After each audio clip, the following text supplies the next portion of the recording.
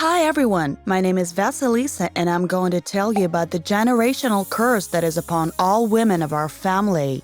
I always knew that our family kept a secret that affected our women somehow, but they never told me what exactly it was about.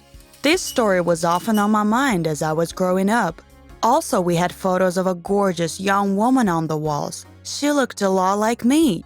She had the same shoulder-length blonde curls and the same large eyes with long eyelashes. The main resemblance was in the shape of her face and her slightly turned-up nose.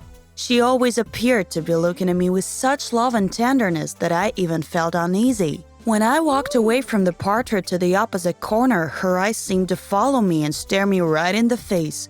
I'd walk the other way and the beautiful woman's eyes followed me again. As a child, I'd fool around like that until she seemed to smile at me. I'd feel spooked and run away to other adults. The woman in the portrait looked like my grandmother. Her photograph also hung nearby in a gilded frame. The other person closest to me was my father. He loved me. He'd hold me in his arms for hours. Sometimes he'd press my head to his chest and weep silently. What he shed those manly tears for, I did not know. It was only obvious that my father went through great grief and bereavement. I kept looking for the truth. I wanted to know it, but everyone was determined to hide it from me. When I was 12 years old, I seized the moment and asked my aunt, a distant relative who often visited us, about the secret of our family. She avoided the question at first, but then she looked at me with a peculiar expression and said, "Actually, you should know this as you're 12 already and it's going to affect you." She settled herself more comfortably and told me the family secret.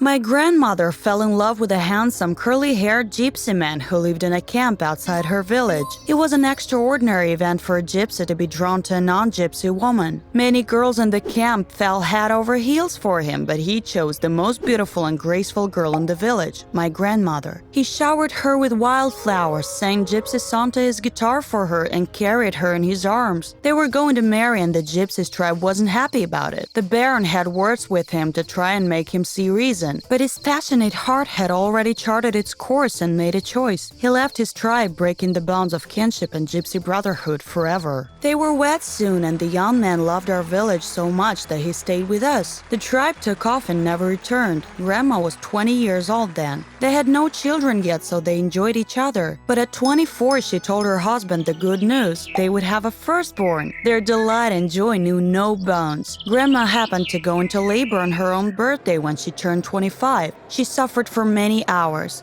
The doctor talked to the father several times, explaining that the lives of his child and his wife were in danger. Then he was informed that his wife was no more.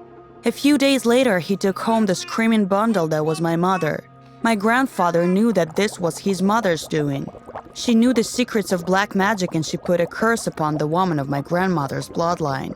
He devoted all his time to raising his daughter. He loved her and he never looked at another woman. He was a one-woman man apparently. Deep down, Grandpa was terrified that the curse would affect his daughter, so he watched in horror as his little girl grew up. As it turned out, his concerns and fears were just. When Mom turned 22, she fell in love with a guy from a nearby village. He was a very handsome man who adored her until the end of her days. Grandfather could not bring himself to approve of their union for a long time. But he knew that if his daughter fell in love, her gypsy blood was incapable of stopping halfway, and he bowed to fate.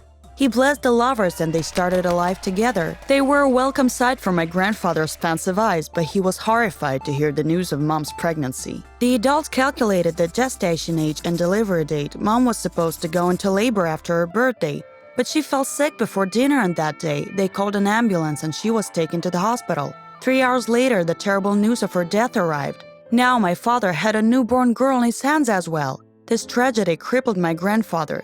Tears streamed down his face whenever he looked at his granddaughter. History repeated itself. Our family was in a panic. My aunt went to a clairvoyant who said that all women in our family had a terrible generational curse on them. Indeed, my grandpa's old mother wrought her vengeance upon my grandma for taking her son away from her. The clairvoyant also said that the curse would go away after a third girl dies in childbirth. That would be me. This was horrifying. Being only 12, it was too early for me to think about marriage and childbirth, but I didn't want my life to be cut short at 25. In my young mind, I decided to never get married and never bear a child. But grandfather kept thinking how to save me from the generational curse, and he decided to find his tribe and ask them if his mother was alive. If he could, he was going to throw himself at his mother's feet and beg her to remove this terrible evil. He searched for a long time until he learned where his people stayed that year. Next morning, he was already talking to the Baron. A lot of things were said to him that day. But most importantly, my grandpa did meet his 85-year-old mother. She was very weak. Grandpa knelt in front of her and wept.